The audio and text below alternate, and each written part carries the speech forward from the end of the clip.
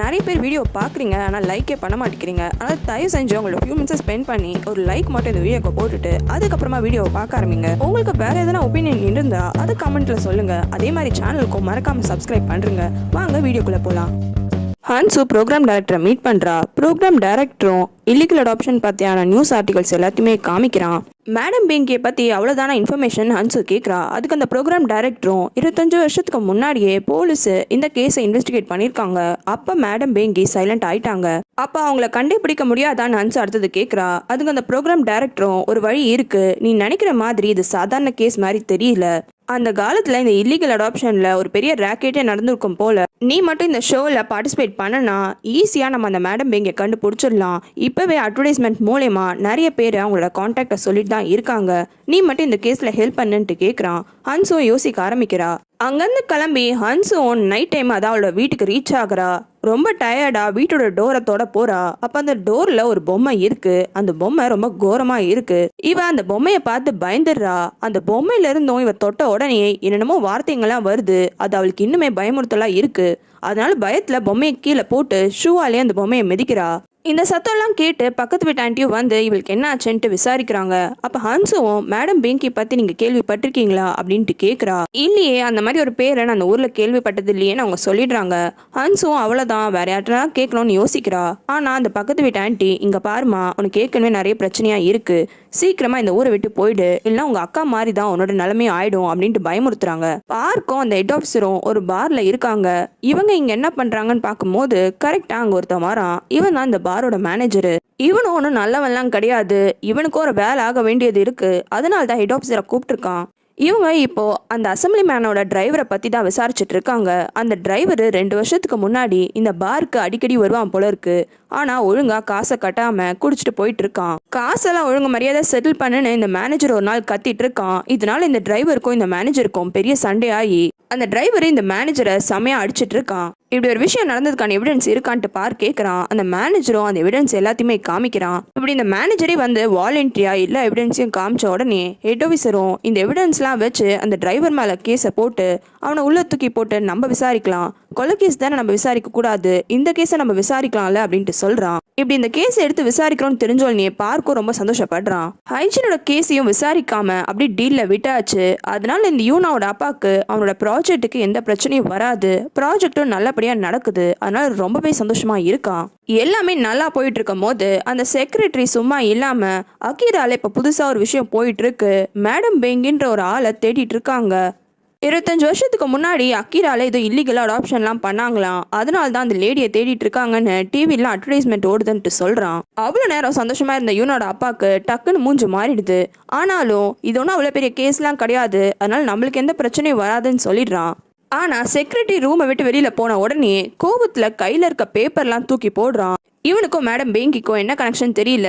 ஆனா இந்த விஷயம் தெரிஞ்ச உடனே ரொம்பவே கோவப்படுறான். கியோன்னு அன்னைக்கே ஹன்சு கிட்ட சொல்லியிருப்பான், உன்னோட நல்லதுக்காக தான் ஹைஜீனோட அக்கான்ற விஷயத்த நான் சொல்லாம இருந்தேன்னு. ஆனா ஹன்சு அன்னைக்கு கோவப்பட்டா.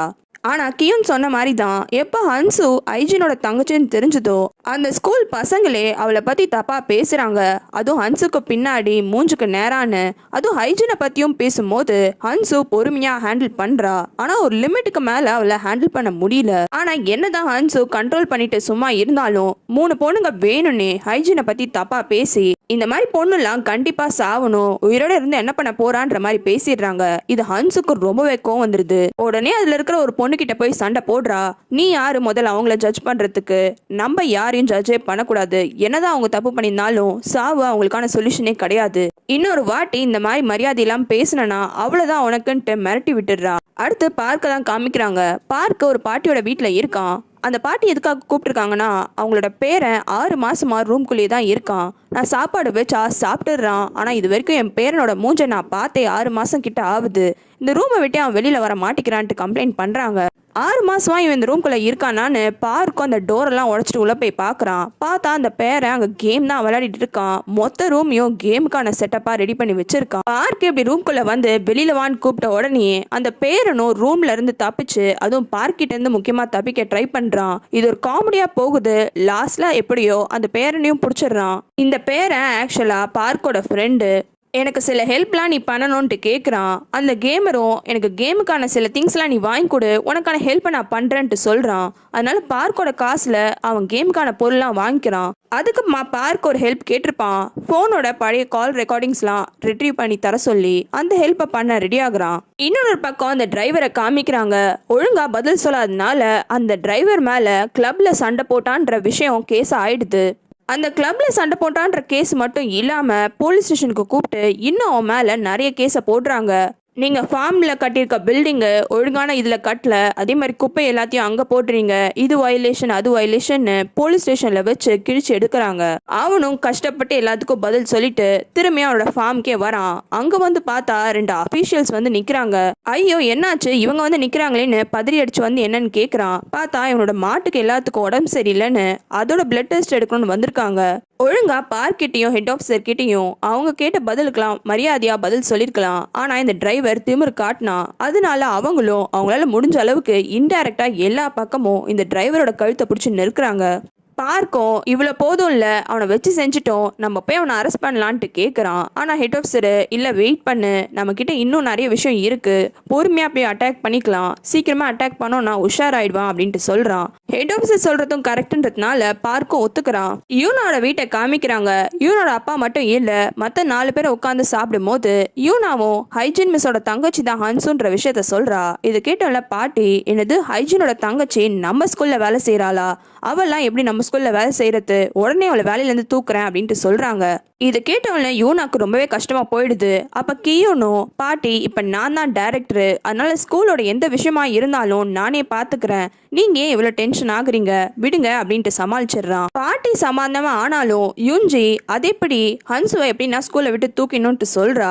அதுக்கு கியோனும் ஹன்சுவை ஏன் ஸ்கூல்ல விட்டு தூக்கணும், ஹன்சு எந்த தப்புமே பண்ணல, தப்பே பண்ணாத ஒரு ஆளுக்கு எப்படி பனிஷ்மெண்ட் தரது அப்படின்ட்டு சொல்றான். இப்ப கியோனை நல்ல வார்த்தை பேசி எப்படின்னா ஹன்சுவை வேலையை விட்டு தூக்கணும். அதனால யூஞ்சியும் கியோன் கிட்ட ரொம்ப பாசமா பேசுற மாதிரி ஹன்சுவை பத்தி நான் தப்பு சொல்லல, ஆனா ஹைஜினோட தங்கச்சி அவ, ஹைஜின் மாதிரி தானே அவளும் இருப்பா, இதனால பசங்களுக்கு தான் நெகட்டிவ் இம்பாக்டா ஆகும். அதை விட முக்கியமா நம்ம யூனாவை பத்தி நினைச்சு பாத்தியா, யூனாக்கும் ஹைஜினுக்கும் அவ்வளவு பெரிய கனெக்ஷன் இருக்கு. இப்ப ஹன்சு அவ டெய்லியும் பார்த்தானா தேவையில்லாம எப்ப பார்த்தாலும் ஹைஜின் ஹைஜின் சொல்லுவா. அம்மா என்னைக்கு நான் உனக்கு கெடுதல் நடிச்சிருப்பனா, நீயே சொல்லு, ஹைஜினோட பேரு வரும்போதெல்லாம் எனக்கு மனசு எவ்வளவு கஷ்டமா இருக்கு தெரியுமா, அம்மாவை நீ இப்பெல்லாம் கஷ்டப்படுத்துவியான்னு. கியூனுக்கு அப்படியே அம்மா பாசத்துல மனசுல குத்தணுன்ற மாதிரியே பேசுறா. கியூனும் கொஞ்சம் ஃபீல் பண்ண ஆரம்பிச்சிடுறான். ஆனா டக்குன்னு அங்க வந்த யூனாவும், எதுக்காகமா நீ இவ்வளவு செல்ஃபிஷா இருக்க, கொஞ்ச நாளைக்கு முன்னாடி நீயே தான் வேணுனே ஹன்சு மிஸ்ஸை கூப்பிட்டு என்னை பார்த்துக்க சொன்ன, ஆனா ஹைஜின் மிஸ்ஸோட தங்கச்சி அவங்கன்னு தெரிஞ்ச உடனேயே அவங்கள என்கிட்ட இருந்து தள்ளி வைக்கணும்னு ட்ரை பண்ற, உன்னோட வேலை முடிஞ்சிருச்சு, அதனால தான் நான் ஹன்சு மிஸ்ஸை ஸ்கூல்ல இருந்து தூக்க சொல்றேன் அப்படின்ட்டு கோவப்படுறா. யூனா கோவப்பட்டோன்னே கியூனும், ஏன் யூனா இப்பெல்லாம் கோவப்படுற, அம்மா அவனோட நல்லதுக்காக தான் சொல்றாங்க அப்படின்ட்டு சொல்றான். அதுக்கு யூனாவும், அண்ணா நீ எந்த உலகத்துல இருக்க, நம்ம அம்மாவை பத்தி நீ இவ்வளவுதான் புரிஞ்சு வச்சுட்டு இருக்கியா, கனவுல இருந்து ஏந்துக்கோ, நம்ம அம்மாக்கெல்லாம் நம்ம மேல பாசமே கிடையாது, அவங்க செல்ஃபிஷான ஆளு, இப்ப கூட அம்மாக்கு என் மேல அக்கறையில இருந்து சொல்றாங்கன்னு நினைக்கிறியா, கண்டிப்பா கிடையாது, அவ்வளவு அக்கறை படுறவங்க என்ன ஃபாரினுக்கு அனுப்பணும்னு நினைப்பாங்களா, அப்படி நினைக்கிறவங்க தான் இவங்கன்னு சொல்லிட்டு கோமா அங்கிருந்து போயிடுறா. இது எல்லாத்தையுமே யுஞ்சியும், என்னடா இவ தேவையில்லாம பண்றாளேன்ட்டு ஒரு எரிச்சலோட தான் பாக்குறா.